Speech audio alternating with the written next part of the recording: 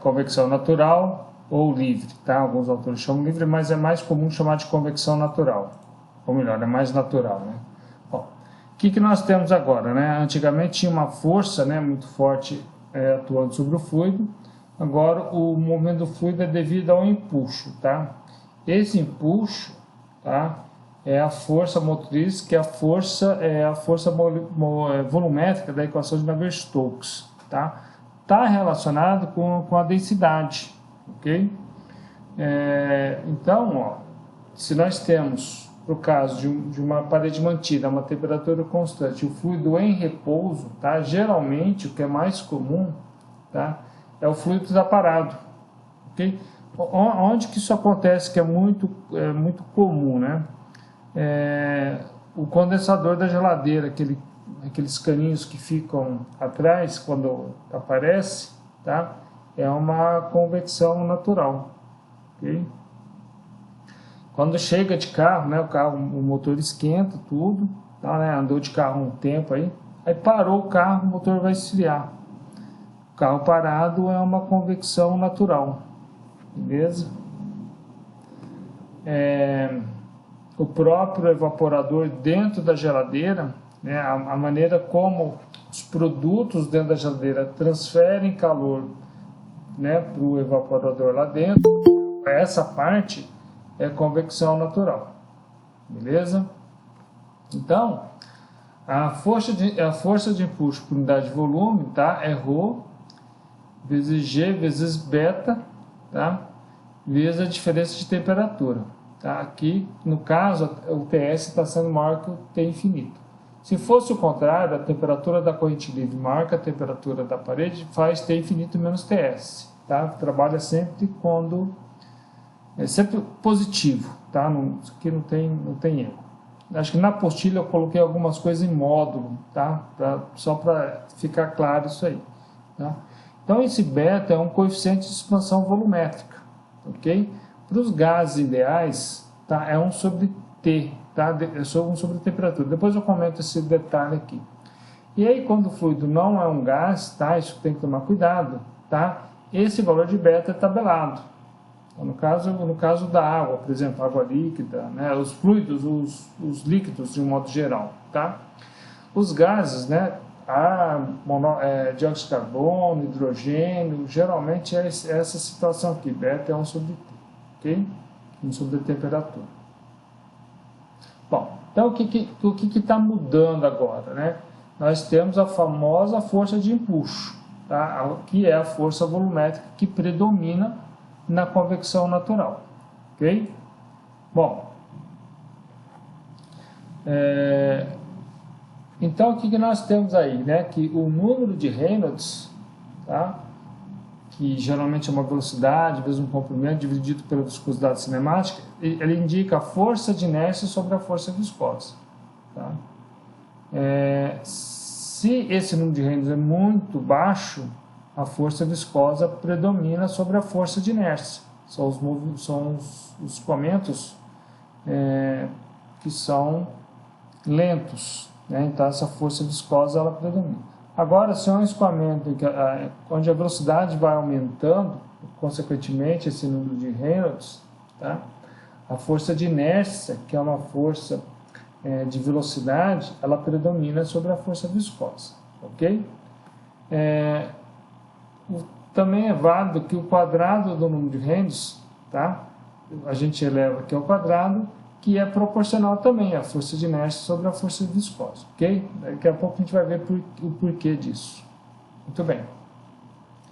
E aí nós temos um outro termo, né, agora usado em convecção natural, um escoamento, que na verdade nem falamos tanto de escoamento, né, mas é um escoamento natural, o número de Grashof, tá, que é a razão entre a força de empuxo, que é essa aqui, tá, e a força viscosa.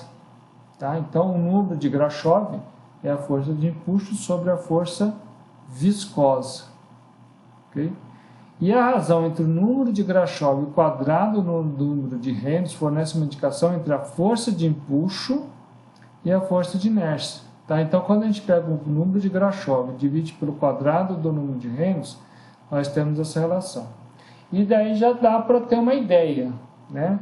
Se o número de Grashof é mais ou menos igual ao número de Reynolds, ele pode ser maior, essa razão pode ser maior que 1, menor que 1, mais ou menos 1. Aí eu vou comentar agora os próximos slides. Deixa eu só ver um detalhe, se não tem ninguém para entrar.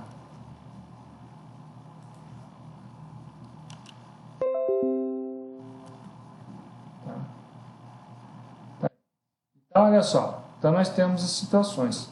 Olha só, se o Grashof é muito maior que 1, ou muito maior que o quadrado de Reynolds, nós vamos ter convecção livre ou convecção natural.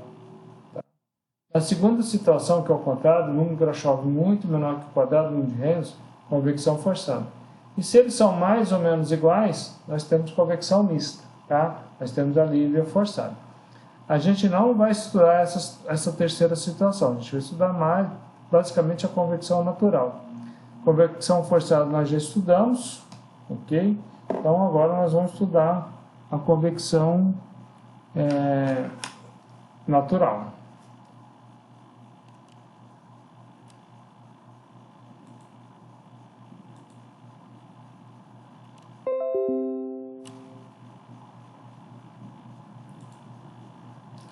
Pode ser feito daquele jeito ou esse tipo de situação, que estava lá o Grashof dividido pelo quadrado do número de Reynolds. Então, as três situações novamente. Se esse número é muito maior que 1, então é porque é convecção livre. Tá? As forças de impulso vão predominar. Ok? Se é muito menor que 1, aí é a convecção forçada. Ok? E se é mais ou menos igual, nós temos aí a convecção mista. Então o que está aparecendo de novidade para vocês é o número de Grashof e nós estamos relacionando ele com o número de Reynolds para saber se nós vamos trabalhar com convecção natural, convecção forçada ou convecção mista. Isso que é importante agora, vocês terem isso em mente. Bom, então está aqui uma convecção natural laminar sobre uma placa vertical. O que nós temos agora? O eixo X é o eixo da vertical. Tá? O comprimento L está no eixo X. Para a direita aqui, na horizontal, nós temos o eixo Y. Tá? Então, o que nós temos aqui? Uma temperatura de uma superfície e aqui uma corrente livre. Mais essa corrente livre, o que acontece? O fluido está parado. Tá? Nesse caso, nós estamos considerando que a temperatura do fluido, aqui da corrente livre, é menor que a temperatura da parede. Então, o que vai acontecer com o fluido próximo à parede, essa superfície? Tá? Ele vai ascender, ele vai subir. Tá? Só que ele vai ter um perfil de velocidade diferente do que é na convecção forçada. Na convecção forçada tinha uma velocidade que era zero aqui na parede e ia aumentando até chegar próximo da velocidade da corrente livre aqui. Mas aqui não tem velocidade, a velocidade é zero. Vai criar um perfil de velocidade dentro da camada limite. Tá? Esse perfil de velocidade, ele é zero junto à placa, aqui junto à superfície, e vai ser zero na camada limite. Né? Então, nesses dois lugares,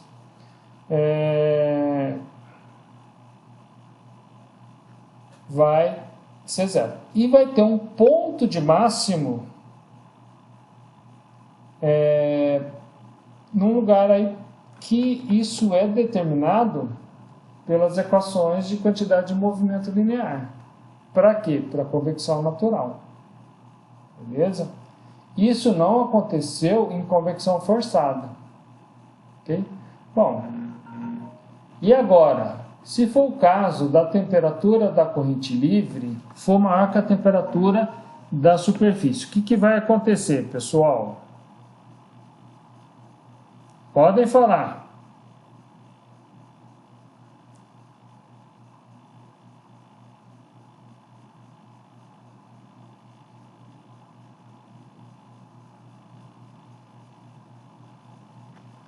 Ninguém fala nada? Ó, se a temperatura da corrente livre é menor que a temperatura da parede, está tendo o perfil para cima, o que vai acontecer se a temperatura da corrente livre for maior que a temperatura da superfície?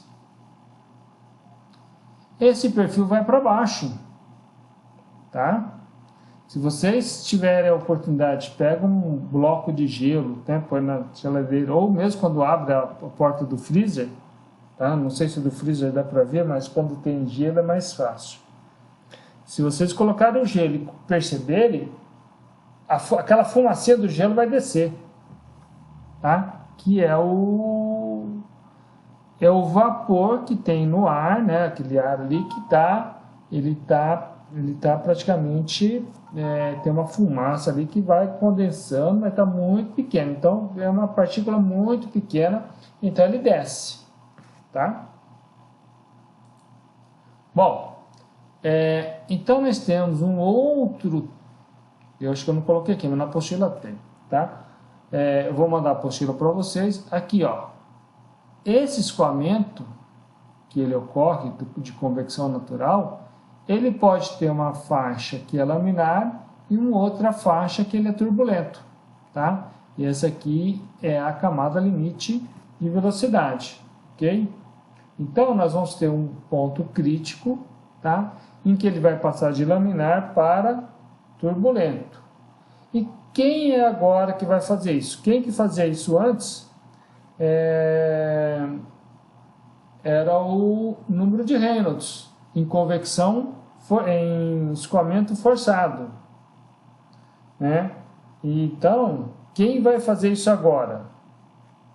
O número de Rayleigh, tá? O número de Rayleigh, ele é o número de Grashof vezes o número de Prandtl, tá? E ele, se esse número for menor que 10 elevado a 9, significa que o regime é laminar, convecção natural em regime laminar. Se ele for maior que 10 a nona, é regime turbulento.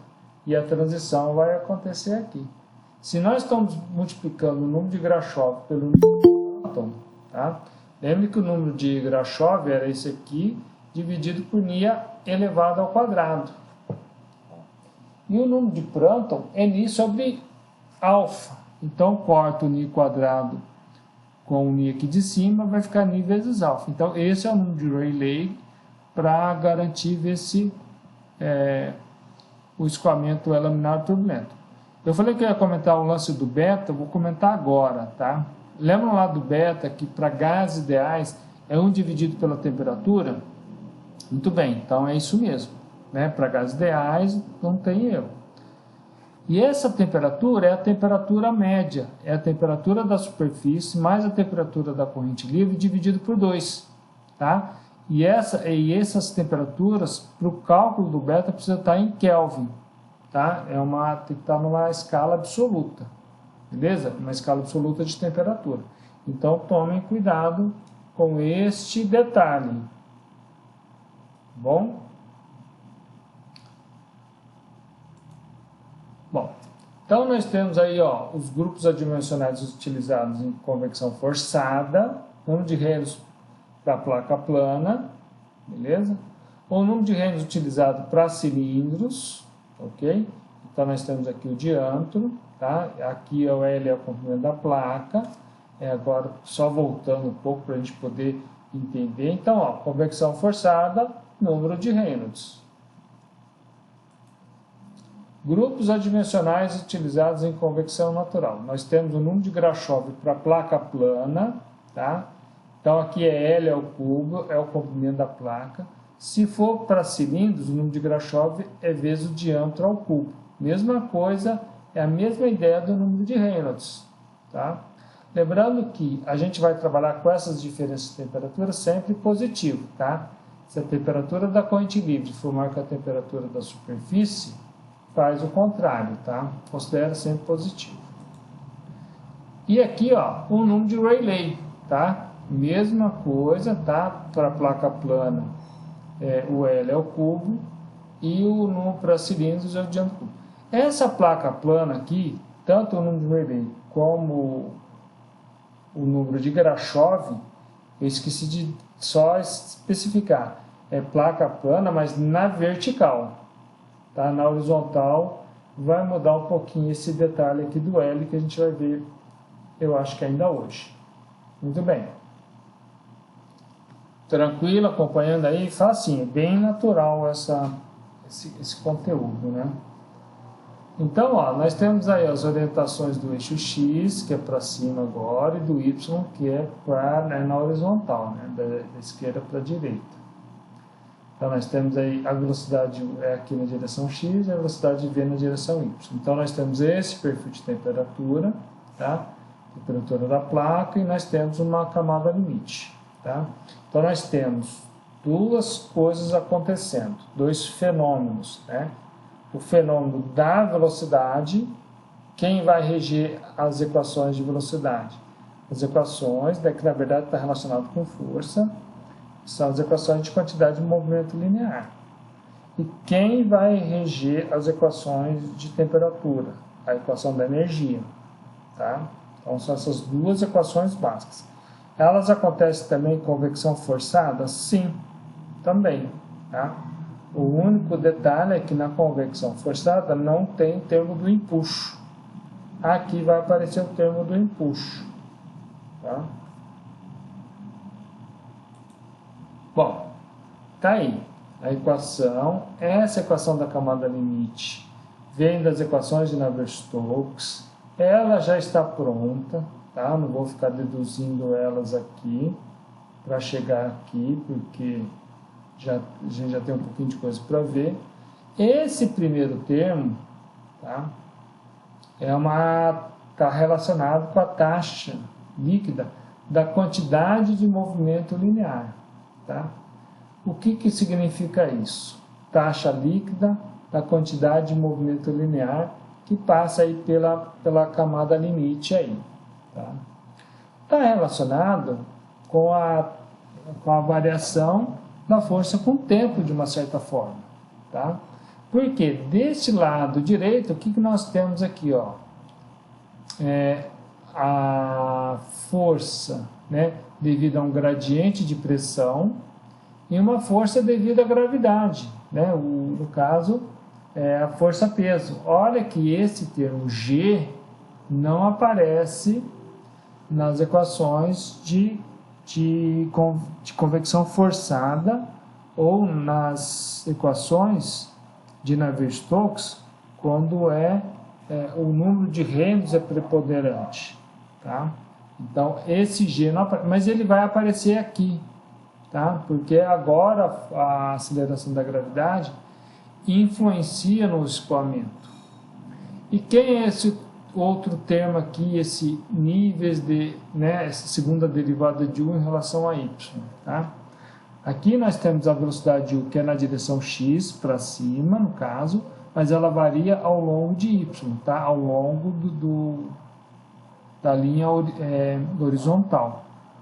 Okay? São as forças, né, devido a... isso aqui é uma viscosidade, então são as forças cisalhantes, ok? Então, nós temos a força devido ao gradiente de pressão, a força devido à gravidade e as forças cisalhantes. A soma dessas forças aqui, o resultado dessas forças, é traduzido como uma força resultante que está relacionado com a quantidade de movimento linear, tá? Né? Uma taxa de quantidade de movimento linear. Beleza? Bom, e aí nós sabemos que podemos relacionar o gradiente de pressão e a aceleração da gravidade com que é uma força devido ao empuxo, tá? Então essa é a jogada para a gente substituir tudo isso por essa equação aqui, tá? E aí a equação da quantidade de movimento linear, tá? A gente substitui os dois termos por esse aqui. Então nós temos a taxa da quantidade de movimento linear, força devido ao empuxo, e as forças cisalhantes, ok? Bom, agora vem a equação da energia, tá? Que está relacionado com a temperatura. Então aqui nós temos uma energia térmica, né? Geralmente sempre uma taxa líquida, devido ao movimento global do fluido, que vai ser igual à condução que ocorre. Tá? Então, esse movimento global do fluido é relacionado com a condução desse próprio fluido. E aqui nós temos a equação da continuidade, tá? du dx mais dv dy igual a zero. De onde vem isso? Vem da equação da conservação de massa, onde foi feita uma análise diferencial do volume de controle. Tá? No caso, nós estamos trabalhando com regime permanente, com fluido incompressível. Então, acaba que o divergente da velocidade fica sendo igual a zero. Tá? E quando a gente faz esse divergente do vetor velocidade, tá? Acaba caindo em du dx mais dv dy igual a zero, que é um escalar. Tá bom? Então, nós temos essas três equações. A equação da quantidade de movimento linear, mais a equação da energia, mais a equação da continuidade para resolvermos isso aí tudo. Tá? Então, nós temos, nós estamos trabalhando, por enquanto, com variáveis que são dimensionais, tem dimensão. Então, nós temos na condição de contorno, né, quando y é igual a zero, na placa aqui, na superfície da placa, né, a velocidade U vale zero, a velocidade V vale zero, e a temperatura é igual à temperatura da superfície. Agora, quando esse y tende para o infinito, lá para fora da camada limite, tá, a velocidade U é zero também. Tá, as duas condições, tanto aqui do lado esquerdo como do lado direito. A temperatura vai ser igual à temperatura da corrente livre, tá? Não vai ter um gradiente de velocidade na direção y, vai ser zero, mas dentro da camada limite tem. E não vai ter gradiente de temperatura com y, vai ser zero. Mas dentro da camada limite, o dt dy não é zero. Tá bom? Vocês vão ver os gráficos, tanto desse gradiente de velocidade, como de temperatura, que vocês vão ver que ele não é zero. Condições de similaridade. O que nós estamos fazendo? Tá? Vocês devem se lembrar, né, que a questão da similaridade, da adimensionalização das variáveis, torna o problema mais simples. Ou você reduz a quantidade de variáveis e deixa o problema genérico. Por exemplo, x asterisco vai ser x sobre l. O y asterisco vai ser y sobre l. Se a gente fosse resolver aquela equação diferencial para uma placa, por exemplo, de 3 metros, nós íamos resolver a equação diferencial com uma placa de 3 metros e beleza, aquela é a equação com uma placa de 3 metros. Ah, mas agora eu quero resolver com uma placa de 2 metros. Então vamos resolver tudo de novo com uma placa de 2 metros. Então, para cada comprimento de placa, nós teríamos uma equação diferente. Então, nós teríamos que ter muitas equações, porque nós teríamos muitos comprimentos. Então, qual é a ideia? Vamos fazer um comprimento adimensional. Quando o x vale zero, o x asterisco vale zero. Quando o x vale L, o x asterisco vai valer 1. Então, nós vamos trabalhar sempre no domínio do x asterisco entre 0 e 1. E depois a gente acerta lá para o tamanho de placa que a gente quer. Não fica muito mais fácil? Tá? O y asterisco é a mesma coisa. A velocidade u asterisco é a mesma coisa. Tá? Porque se a gente muda essa velocidade v infinito, tá? Ou esse u vai variar para cada v infinito. Bom? Mas se a gente faz uma adimensionalização da velocidade, esse u asterisco, por exemplo, né, quando u vale zero, o asterisco vale zero. Quando u vale v infinito, o asterisco vale 1. Então, o asterisco vai ser sempre de 0 a 1 também. Tá? Mesma coisa para o v asterisco e a mesma coisa é para a temperatura t asterisco. Tá? Quando a temperatura essa temperatura lá dentro da camada limite for igual à temperatura da superfície, tá? da placa, esse resultado desse T asterisco vai dar 1. Quando a temperatura for igual à temperatura da corrente livre, T infinito menos T infinito dá 0. 0 sobre 1 dá 0. Então, essa temperatura asterisco vai estar sempre entre 0 e 1, ou entre 1 e 0. Beleza? Então, tá aí. Tá? Então, essa é a vantagem de trabalhar com essas variáveis adimensionais. Só um momentinho.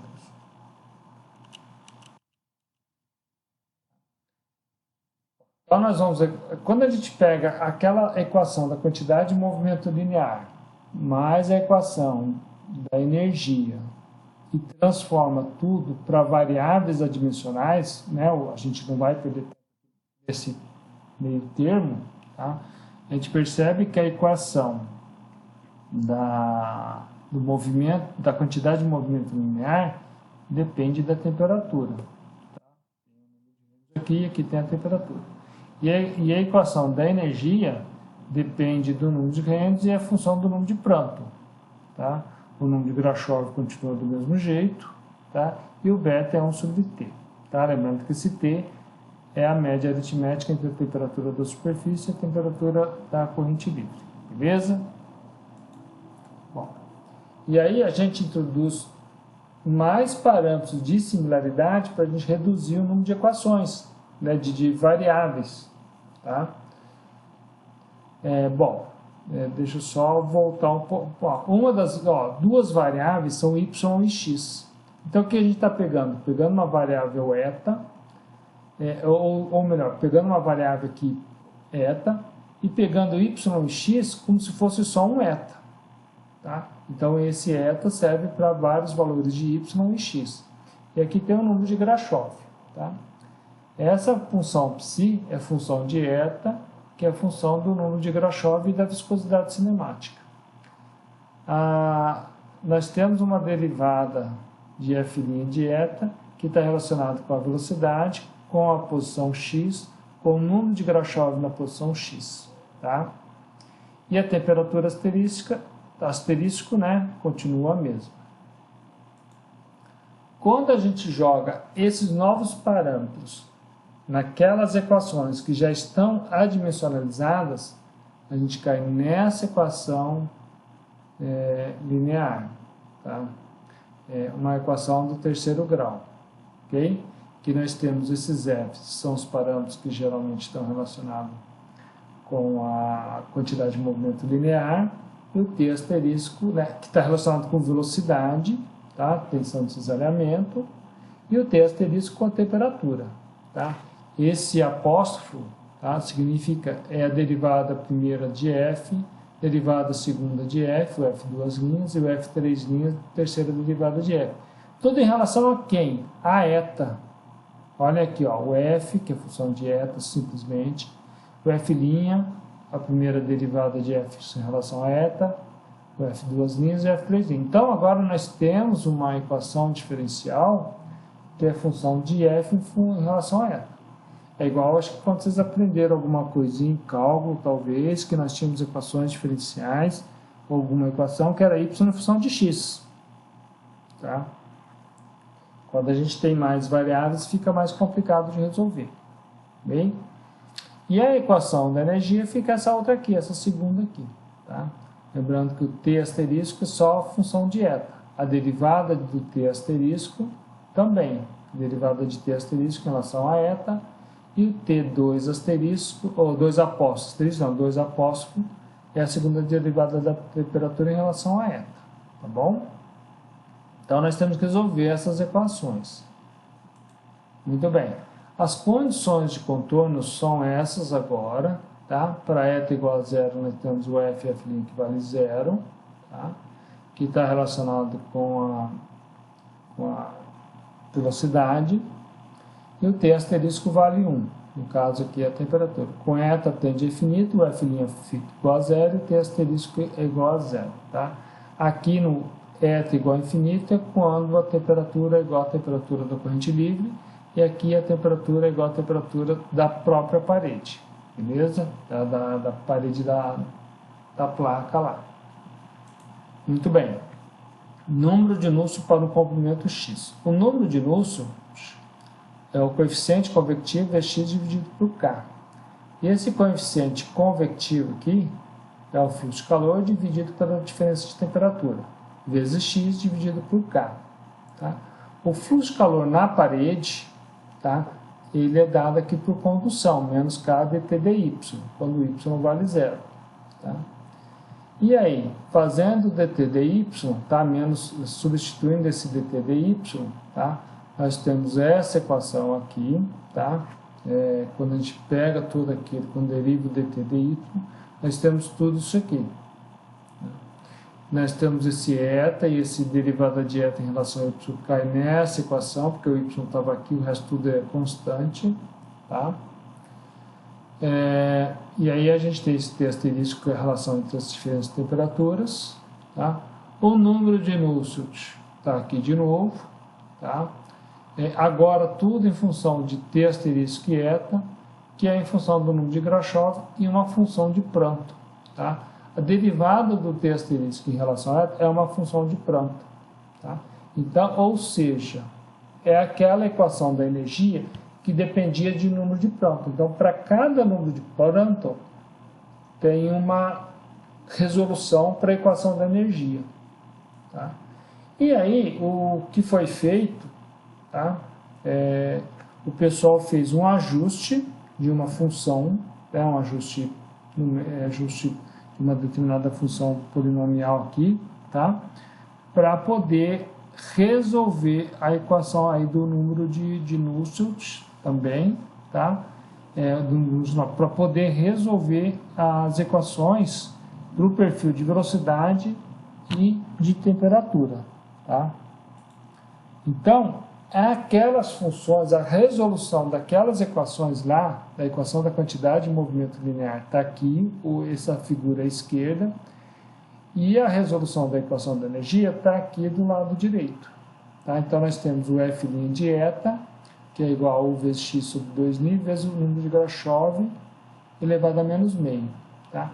E esse número de eta está relacionado com a posição y e com a posição x, ok? Para cada número de Prandtl aqui, ok? Então, desde Prandtl 1000, pode ver que o perfil não tem muita variação de velocidade, mas quando o número de Prandtl vai ficando bem pequeno, o perfil de velocidade vai aumentando mais. Tá? Aqui no caso, o Prandtl muito grande tende a ser a questão, no caso de alguns fluidos aí, ok? No caso, nós temos aí alguns deles que é o... Bom, deixa eu ver aqui. Nós temos os líquidos, tá? O óleo, o etileno glicol, glicerina. Nós temos esses números de Prandtl muito alto. Tá? Então, a variação do perfil de velocidade é muito pequeno. Tá? Em torno de 0,7, né? 1, 2, talvez até 10, né? Nós temos a água líquida. Tá? A água líquida é mais em torno de 5, 2, né? A água líquida é mais ou menos isso. E os gases é em torno de 0,7. Tá? Aqui está 0,72, mas alguns gases, o ar, por exemplo, geralmente é 0,7, um pouquinho mais, um pouco menos, mas é em torno de 0,72. Nós vamos fazer alguns exercícios que nós vamos usar esse perfil de temperatura aqui de velocidade para 0,72. Mesmo que seja um pouco diferente o número de Prandtl, 0,7, 0,68, podemos usar os valores tabelados de 0,72. Tá? Quando o número de Prandtl é muito pequeno, tá? Nós temos a questão do mercúrio. Tá? O mercúrio, ele é o caso, né? É um Prandtl muito baixo. E aqui nós temos os perfis de temperatura. Tá? Aqui nós temos o eta, geralmente tá, a camada limite, só voltando um pouco, ela é limitada aqui em eta igual a 6. Tá? Então isso que vai limitar o tamanho da camada limite, tá? De velocidade. E aqui nós temos o perfil de temperatura. Quanto maior o número de Prandtl, nós temos uma queda de temperatura muito grande. Tá? Esse perfil de temperatura cai muito, né? Que são a questão dos líquidos, né? do óleo, aqui, no caso do 1,2 da água. Tá? O 0,72 já começa a ser os gases, já tem um perfil mais acentuado. E para o metal líquido, esse perfil de temperatura ele não é muito significativo dentro dessa região. Então aqui fica mais evidente que para cada número de Prandtl você tem valores diferentes aqui do número de eta, tá? Mas aqui está indicando como é o perfil de temperatura. Bom, então nós temos aí o cálculo da camada limite hidrodinâmica, tá? Para o ar que assente uma placa vertical, ok? Esse aqui é o número de eta, o F' de eta é 0. Então, isso vai acontecer quando o eta for igual a 6. Deixa eu só voltar aqui o slide anterior, que é esse caso aqui. Ó. Esse aqui é a função F' de eta. Vai ser 0 aqui, ó, no eta igual a 6. Tá? E a espessura da camada limite em função do comprimento x é 6. É só substituir aqui. No lugar do eta eu coloco o 6, tá? E o y é o valor da camada limite. O delta é o y. Delta é igual a 6 vezes x vezes o Grashof sobre 4 elevado a menos 1/4, porque passou para o outro lado. Tá bom? Isso aqui só é válido para escoamento em regime laminar, tá? Convecção natural, regime laminar. Não serve para o turbulento. Tá? E aí, nós temos algumas correlações do número de Nusselt, tá? Tudo para placa, por enquanto, para placa vertical, tá? 0,59 vezes o número de Rayleigh elevado a 1/4, bom? Válido dentro desse intervalo aqui, 10⁴ até 10⁹. Tá? E quando é turbulento, de 10⁹ até 10 elevado a 13, nós temos que o número de Nusselt é igual a 0,1 vezes o número de Rayleigh elevado a 1/3. Aqui é 0,59 vezes o número de Rayleigh elevado a 1/4. Tá? E o que é o número de Nusselt? Tá? É o coeficiente convectivo vezes o comprimento da placa dividido pela condutividade térmica do fluido. Tá? Se for ar é ar, se for água é água. Beleza? Nós temos também a correlação de Church-Tuch. Tá? Isso aqui é uma correlação geral, serve tanto para o regime laminar como para o regime turbulento. Ok? Só substituir o número de Rayleigh aqui e o número de Prandtl aqui. Tá? Aqui uma outra correlação de Church-Tuch para regime laminar. Essa equação, né, não sou eu que falo, é o pessoal que diz, né, a literatura diz que ela se adapta melhor para o regime laminar do que a anterior. Tá?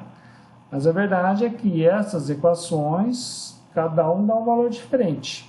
Bom, acho que na lista tem um exercício para avaliar as três correlações. Muito bem, por enquanto isso aqui falamos de placa vertical. Beleza? Agora nós vamos entrar em convecção natural para placas horizontais. Tá? Para calcular o número de Rayleigh, a gente tem uma fórmula lá, tá? E tem um comprimento característico. Já eu vou, mais para frente eu vou comentar os detalhes da diferença da placa vertical e da placa horizontal. Quando a superfície superior é quente, ou seja, a temperatura aqui da superfície é maior que a temperatura da corrente livre, o que vai acontecer? Né? A camada aqui que está mais fria, ela tende a descer, mas ela vai subir porque essa placa está quente. Então vai acontecer esse movimento aqui do fluido próximo à placa. Okay? E aqui acontece a mesma coisa quando a superfície da placa é fria e o fluido é quente, tá? Então o fluido quente vai tender a subir, mas ele vai descer porque a placa está fria. Vocês já fizeram alguma vez um teste que quando está lá a panela, está lá o fogo está aceso, aquela boca, né? Tem a chapinha da boca, e vocês deixam cair uma gotinha de água, né? Se aquela chapinha estiver muito quente, a bolha de água às vezes não chega nem a encostar na superfície, ela já evapora, né? De uma vez, né? Então é parecido com esse fenômeno aqui, ok? Bom, e aí nós temos as correlações, né? Equivalente ao do slide anterior. Não, olha só, superfície superior de uma placa aquecida ou superfície inferior de uma placa resfriada, tá? O número de Rayleigh está entre esses intervalos de 10 a quarta a 10 a sétima, então aí o número de Nusselt é o 0,54 vezes o número de Rayleigh elevado a um quarto, e o número de Rayleigh entre 10 a sétima e 10 a 11, o número de Nusselt é igual a 0,15 vezes o número de Rayleigh elevado a um terço, tá? Então está aí essa situação. E agora nós temos a situação oposta das duas, tá? Ao invés de ser a superfície superior quente, ela é fria, a superfície superior, e o fluido está quente, tá? Então o que vai acontecer? Se o fluido quente entrar em contato com essa superfície fria, ou a superfície fria entrar em contato com a superfície com o fluido quente, tá? Uma parte do fluido vai começar a escorrer aqui para baixo, porque ele vai esfriar e vai descer, tá? Tem parte do fluido que vai voltar um pouquinho e tal, mas uma parte escorre, ele escorre, tá? Esse escoamento escorre. Igual eu falei para vocês, é parecido se você pegar uma placa de gelo e colocar dentro de uma superfície, de um ambiente quente, né? Essa placa, essa camada essa nuvem aí desse vaporzinho aí de gelo vai descer, tá? E o contrário, né? Nós temos um fluido frio e a superfície inferior aqui está quente, tá? Então se você chegar perto, uma superfície quente, a de baixo está quente, o fluido embaixo está frio, ele vai escorrer para cima, que vai diminuir, porque vai aumentar, ele vai ficar menos denso, vai ficar mais leve, então ele vai subir, tá bom? Ele vai escoar. Então nós temos aí, para essas duas últimas situações, tá? A faixa de intervalo do número de Rayleigh é entre 10 a quinta e 10 a décima, e a correlação é única, 0,25 vezes Rayleigh elevado a um quarto, tá? Tudo bem. Então, ó, e agora nós mudamos para uma outra configuração, cilindro horizontal, tá? Nós temos uma temperatura ambiente, ok? Nós temos uma temperatura de superfície aqui do cilindro, no caso, o TS é maior que o T infinito, tá, ok? Essa pluma vai para cima. Se fosse o contrário, essa pluma iria para baixo. E aí, pegando esse θ, né, esse ângulo θ aqui, igual a zero, tá? Existe uma variação do número de Nusselt com o ângulo θ, tá aqui, tá? A transferência de calor é variável, ok? Então, nós temos esse número de Nusselt, quando vai chegando aqui próximo dos 180 graus, a eficiência da transferência de calor vai diminuindo. A transferência de calor é maior aqui nessa região próximo do zero, ok? Do 0 grau, do lado oposto onde ocorre a pluma, ok? E nós temos uma correlação para cilindro horizontal, a correlação de Morgan, tá? Que o número de Nusselt é o coeficiente de transferência de calor por convecção, vezes diâmetro dividido por K, e aí nós temos que C igual ao número de Rayleigh, né, elevado a N. Tá? Então, para cada faixa de Rayleigh, nós temos os valores das constantes C e os valores dos expoentes N. Tranquilo, né? E temos também a correlação para o cilindro horizontal de Church-Tuch, tá? Uma outra correlação vale para Rayleigh menor que 10 elevado a 12, tá? Uma correlação geral, tá? é só substituir o número de relay e o número de prova. Parecida um pouco com aquela correlação para a placa vertical desses dois aqui, do 2 and 2, ok? Muito bem. Temos correlação de esfera do Churchill, tá? Essa correlação aqui, ok? Vale para Prandtl maior que 0,07, relay menor que 10/11, tá? Não serve por causa do mercúrio, né? Porque o Prandtl do mercúrio é muito baixo. Deixa eu ver aqui os valores deles aqui, se não me engano, do mercúrio. Vou falar para vocês, que eu não me lembro isso de cabeça. O número de Prandtl é em torno, varia de 0,0290 a 0,0103, tá? A faixa de temperatura de 273 a 600 Kelvin, ok? Bom, comentários. Deixei para comentar aqui. Então, o número de Rayleigh, ele é a aceleração da gravidade, vezes o beta, vezes a diferença de temperatura entre a placa e a corrente livre, ou vice-versa, vezes um LC ao cubo, dividido pela viscosidade cinemática e pela viscosidade, alfa, difusividade térmica, tá? Então, para a placa vertical, esse LC é igual ao comprimento da placa. Vou pular aqui. Cilindro horizontal e esfera. O comprimento característico é o próprio diâmetro. Placa horizontal é a área superficial dividida pelo perímetro.